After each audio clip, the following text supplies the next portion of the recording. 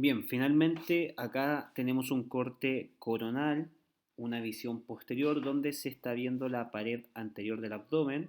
Acá vemos lo que es el músculo recto del abdomen, por acá arriba el músculo diafragma, ¿cierto?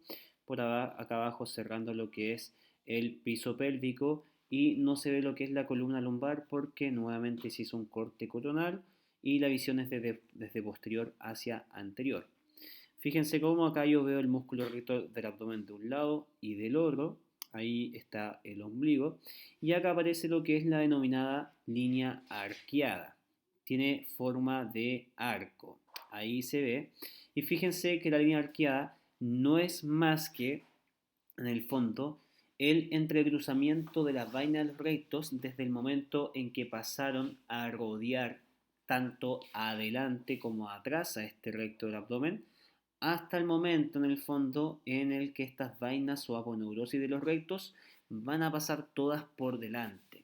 Entonces, ¿qué es lo que pasa acá?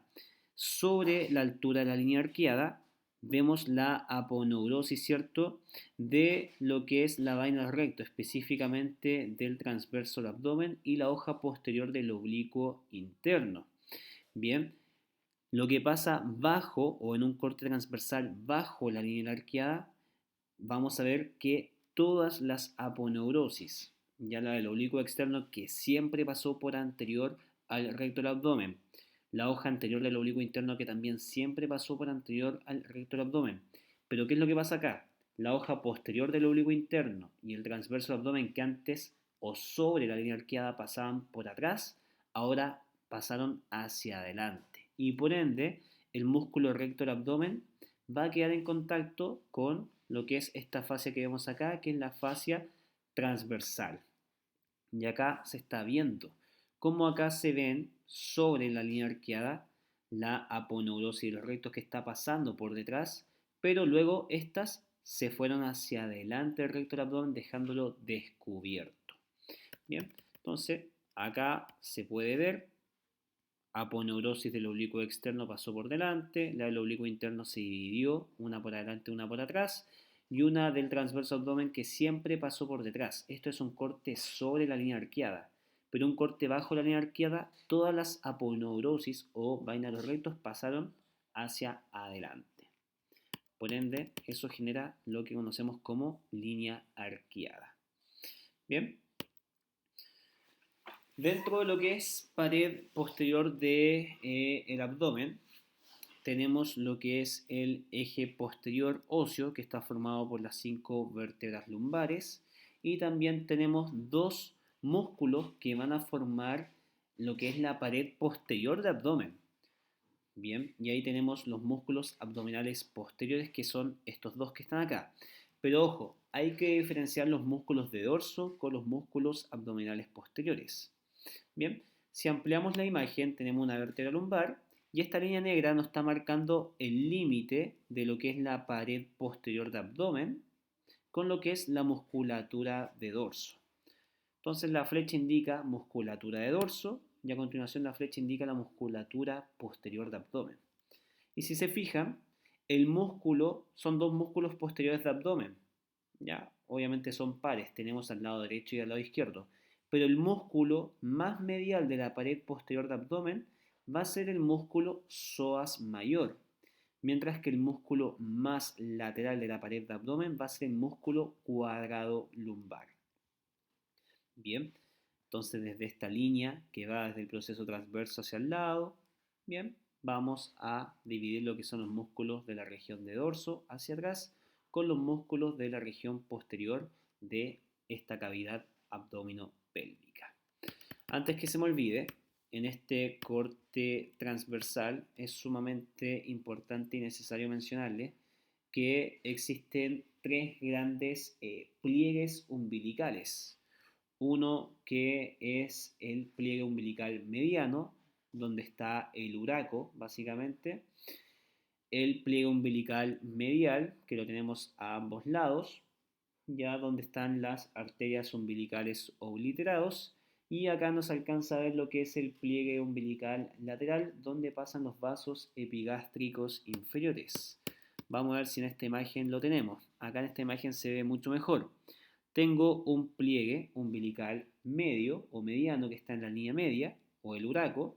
Tengo dos pliegues umbilicales mediales, donde están los vasos umbilicales obliterados, es decir, se cerraron. Y finalmente tengo un pliegue umbilical lateral, donde vamos a encontrar en su interior lo que son los vasos epigástricos inferiores. Bien. Ahí tenemos nuevamente lo mismo que estábamos viendo, pared posterior de abdomen formados por lo que es el psoas mayor y el músculo cuadrado lumbar. Cuando hablamos de músculos de dorso, ya tenemos que hablar, y lo vamos a ver con más detalle más adelante, tenemos que ver que hay una aponeurosis, que en el fondo es una fascia aplanada, donde se van a insertar un conjunto de músculos. Esta aponeurosis se llama tóraco-lumbar. Tiene una forma romboidal, ¿cierto? Y se da o se forma por el aporte de los tendones de los diversos músculos que se insertan en la columna lumbar. De superficial a profundo tenemos todos estos músculos. Dorsal ancho, que lo vemos acá, ¿cierto? Bien. Están los serratos posteriores, ya específicamente el serrato posterior inferior que se ve ahí. Tenemos el oblicuo interno, por debajo el transverso, ¿cierto? Y finalmente todo lo que es la masa erectora. Ese conjunto de músculos va a formar esta aponeurosis toracolumbar que se ve acá, y cualquier alteración de estos músculos puede comprometer a los otros porque comparten una misma inserción. De hecho, fíjense cómo el glúteo mayor también tiene relación con esta aponeurosis toracolumbar. Por lo tanto, cualquier problema de estos músculos puede alterar a esos orgomúsculos. Como un músculo ya dorsal ancho, que lo tenemos a nivel torácico lumbar y que llega al brazo, una alteración de este puede comprometer también a la región glútea o lumbar. Acá tenemos entonces los músculos de abdomen, específicamente los músculos posteriores de abdomen, donde tenemos el músculo psoas, que es el más medial de la pared posterior de abdomen, ahí en amarillo, y el músculo cuadrado lumbar, ahora en amarillo, que es el músculo más lateral de la pared posterior de abdomen. Se llama cuadrado lumbar por su forma característica y la ubicación que está ese músculo. El cuadrado lumbar básicamente se inserta por acá abajo en lo que es la cresta ilíaca. Se inserta también, fíjense, en el proceso transverso de todas las vértebras lumbares, es decir, de L1 a L5, y por arriba va a coincidir con la costilla número 12. Si este cuadrado lumbar se contrae de forma unilateral, va a ser la inclinación lateral de tronco, es decir, básicamente el bailar bachata. Pero si se contrae de forma bilateral, va a ayudar a lo que es la extensión y no flexión de tronco. La extensión de tronco porque está por posterior. Mientras que el músculo psoas mayor ya se inserta en lo que es el cuerpo y procesos transversos ya de T12 a L5, ¿ya? Y se inserta distalmente en lo que es el trocánter menor del fémur. En su camino se une a este músculo que nace en la fosa ilíaca interna, que dijimos que era el músculo ilíaco, y va a formar el músculo psoas ilíaco o iliopsoas. Bastante importante ese músculo, cuya función va a ser la flexión de cadera. De hecho, es el principal flexor de cadera, pero también puede flectar el tronco, ¿ya? O la columna. Y esto es sumamente importante, sobre todo en pacientes que tengan alguna patología musculoesquelética lumbar, alguna artrosis o personas que tengan incluso hiperlordosis. Cuando uno flecta el tronco para hacer abdominales, si yo quiero hacer o activar o fortalecer el recto abdominal, debiese despegar hasta la zona de la escápula, no más allá. Porque si yo supero generalmente los 45 grados de flexión de tronco, o sea, hago un abdominal bien avanzado, ya un abdominal completo hasta las rodillas, voy a estar no activando, fortaleciendo el recto del abdomen, sino que voy a estar flectando el tronco gracias a lo que es este músculo psoas mayor. Bien, como tengo fijo las piernas y estoy flectando el tronco, este músculo psoas mayor, cuando yo hago abdominales por sobre los 45 grados de flexión, pueden aumentar la hiperlordosis lumbar. Y al aumentarla va a producir a estos pacientes que tienen dolores lumbares un mayor dolor. Así que ojo con esos abdominales que se puedan hacer también. Y también sobre lo que es este psoas mayor, tenemos, y voy a hacer desaparecer, todo esto es el psoas mayor, pero fíjense que acá hay un músculo pequeño que tiene su tendón, y ahí está ese músculo pequeño que no es el psoas mayor, sino que este es el psoas menor. Músculo inconstante, o sea, no está en todos, ya que se une finalmente al psoas mayor. Entonces tengo cuadrado lumbar y psoas mayor. Fíjense que el psoas mayor está relacionado con básicamente este ligamento arqueado medial, mientras que el cuadrado lumbar está relacionado con ese ligamento arqueado lateral. ¿Ya? Mientras que el ligamento arqueado medio, porque está en la línea media, va a formar lo que es ¿ya? El hiato aórtico, por donde pasa la arteria aorta descendente junto al conducto torácico. Entonces tengo básicamente tres ligamentos arqueados, uno medio a la altura de T12 donde pasa la aorta descendente con el conducto torácico, un ligamento arqueado medial donde está pasando el psoas mayor y un ligamento arqueado lateral donde está pasando el músculo cuadrado lumbar. Ahí está. Bien, pared superior del abdomen, dada principalmente por el músculo diafragma, ya lo conocen bastante bien, donde vimos el orificio de la vena cava inferior, que se encuentra a la altura de T8, ¿cierto? A la altura del centro tendinoso del diafragma, que pasa junto al frénico del lado derecho. Luego teníamos el hiato esofágico, que pasa el esófago con sus nervios vagos, a la altura de T10, y a la altura de T12, ¿cierto? Tenemos este ligamento arqueado medio, que se da entre el pilar derecho y el pilar izquierdo del diafragma, donde pasa la aorta descendente junto al conducto torácico a la altura de T12. Entonces ahí están los arcos diafragmáticos, medio o mediano, medial y lateral.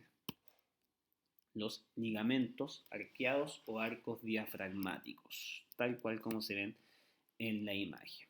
¿Ya? Lateral, medial y medio. Es la mejor opción de decirlo. Finalmente, la pared inferior, ya dijimos que el eje óseo solamente está por inferior está formado o cerrado por un complejo muscular llamado piso pélvico, que está formado por dos grandes músculos. El músculo elevador del ano, ya que está formado por tres grandes porciones que las vamos a ver a continuación, el músculo coxígeo. Los tres fascículos del músculo elevador del ano se pueden ver en estas dos imágenes, ya lo vamos a ver en esta imagen que se ve mucho mejor. Acá adelante tenemos el pubis, acá atrás tenemos el coxis con el sacro y acá a los lados tenemos el ilion. Acá adelante tenemos la sínfisis púbica. Y acá atrás la articulación entre el sacro y el ilion, la articulación sacro-ilíaca. Los tres fascículos del músculo elevador del ano son el pubo rectal, ¿cierto? Bien, ahí está envolviendo el recto y va desde el pubis, acá se ve mucho mejor, el pubo y envuelve al recto, da la vuelta hacia el otro lado. Luego tenemos el pubo coxígeo, que va desde el pubis, ¿cierto?, hasta lo que es el coxis, que está en esa zona, y da la vuelta. Pubo coxígeo, ahí está el coxis y da la vuelta. Y finalmente uno que va por el lado que es el iliocoxígeo, desde el ilion al coxis. Si yo sumo el pubo rectal, el iliocoxígeo y el pubo coxígeo, hablamos del músculo elevador del ano. Músculo importantísimo para mantener o estabilizar la zona lumbopélvica. ¿Ya? Y finalmente, desde el coxis, desde los bordes laterales del coxis y superficie anterior del coxis hacia lo que es esta espina isquiática, va el músculo coxígeo. Bien, entonces, tanto músculo elevador del ano con sus tres fascículos más el músculo coxígeo van a formar lo que es este embudo que termina cerrando, ¿cierto?, la pared inferior de esta cavidad abdominopélvica. Ambas visiones vistas desde la endopelvis. Finalmente, me gustaría detenerme en esta siguiente imagen para hacer un recordatorio. tenemos la vértebra lumbar L5 con el último disco intervertebral L5-S1. Fíjense cómo este disco intervertebral L5-S1 está cambiando de dirección desde una lordosis lumbar a una cifosis sacra, coxigia, ¿cierto? Y este cambio de dirección hace que este disco no esté tan cómodo en su lugar y por ende sea el que más se lesiona, ¿ya? Aparte de que soporta más carga. Bien, tenemos entonces acá lo que es el ilion superiormente y abajo tenemos puntiagudo casi formando un ángulo 90 grados el pubis y acá atrás la tuberosidad isquiática más prominente y voluminosa, el agujero obturador cerrado por esta membrana obturatriz que nos deja un pequeño espacio para que pase el nervio y vasos obturadores. Tengo la cresta ilíaca, la espina ilíaca anterosuperior, la espina ilíaca anteroinferior, la escotadura innominada anterosuperior.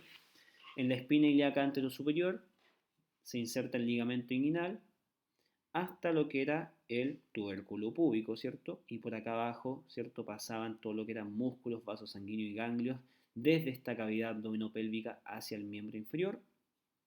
Recuerden que la cresta ilíaca tenía un labio lateral, un intersticio y un labio medial para la inserción de los tres músculos de la pared anterolateral de abdomen. Acá tenemos lo que es la cresta pectínea, bien en el pubis, porque se inserta un músculo que se llama pectíneo, que lo vamos a conocer cuando veamos miembro inferior, y acá la línea arqueada.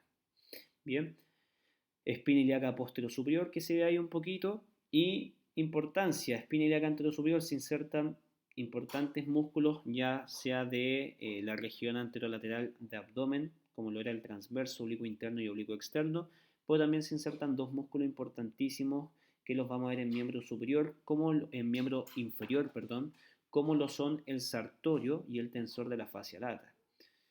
En lo que es en la espina ilíaca anteroinferior se inserta un músculo de miembro inferior que es el recto femoral, lo vamos a ver más adelante, y en esta escotadura innominada anterosuperior se las nombro porque por acá pasa un nervio del plexo lumbosacro, que es el nervio cutáneo femoral lateral, que como dice su nombre va a ir a inervar lo que es la parte lateral de muslo y generalmente cuando alguien se aprieta mucho los cinturones y lo hace a esta altura pasa a comprimir este nervio y eso se refleja como un dolor quemante y parestesia y hormigueo en la zona lateral de muslo. Ahora ya saben por qué puede estar pasando eso. Bien, también fíjense que tenemos ligamentos acá que están reforzando la articulación sacroiliaca, que es el ligamento sacroiliaco anterior, y si existe un anterior también por atrás va a haber uno posterior, y de hecho hay uno interóseo entre medio. Tenemos un ligamento que va del coxis a la espina isquiática, que se llama ligamento sacroespinoso, y tenemos un ligamento que va del sacro a la tuberosidad isquiática, que se llamaba ligamento sacrotuberoso. Bien, dejando ya sobre la espina esta escotadura isquiática mayor y esta escotadura con forma de U isquiática menor. Entonces, si yo saco estos ligamentos, hablaríamos de escotaduras, isquiática mayor y menor. Pero con estos dos ligamentos, sacroespinoso y sacrotuberoso, hablamos de foramen o agujero isquiático mayor, que está arriba, y el agujero isquiático menor. Fíjense que por estos agujeros o forámenes pasan distintas estructuras, músculos y neurovasculares. Por el foramen isquiático mayor va a pasar el músculo piriforme, bien, van a pasar los vasos y nervios glúteos superiores sobre el piriforme y bajo el piriforme también van a pasar los vasos y nervios glúteos inferiores. También va a pasar un nervio del plexo lumbosacro que es el nervio isquiático, el cutáneo femoral posterior, el pudendo, ¿ya? Una arteria y vena pudenda interna, el nervio del obturador interno y el nervio del cuadrado femoral. O sea, pasan muchas cosas importantes que las vamos a ver en miembro inferior. Pero principalmente me interesa que sepan que por acá pasa el nervio isquiático y el músculo piriforme junto a los vasos y nervios glúteos superiores e inferiores. Mientras que en el foramen isquiático menor pasa el músculo obturador interno, bien, el nervio pudendo y los vasos pudendo internos hacia el obturador interno, es decir, entran y salen. Bien. Si no se me olvida nada más, creo que eso es lo que quería contarles y espero que estén muy bien. Esto ustedes se lo aprenden. Ya vimos algunas ramas longitudinales formadas por la torácica interna, ¿cierto? Dando lo que es la epigástrica superior y la musculofrénica. También tenemos ramas de la arteria ilíaca externa. Fíjense que la aorta descendente llega hasta la altura de L4, L5 y se divide en dos arterias ilíacas comunes. Una arteria ilíaca común derecha y una arteria ilíaca común izquierda. Y a su vez cada ilíaca común se divide en una arteria ilíaca interna, que acá está cortada, y en una arteria ilíaca externa. Bien, y de cada una de esas arterias van a ser cada una de estas arterias o ramas que van a irrigar la pared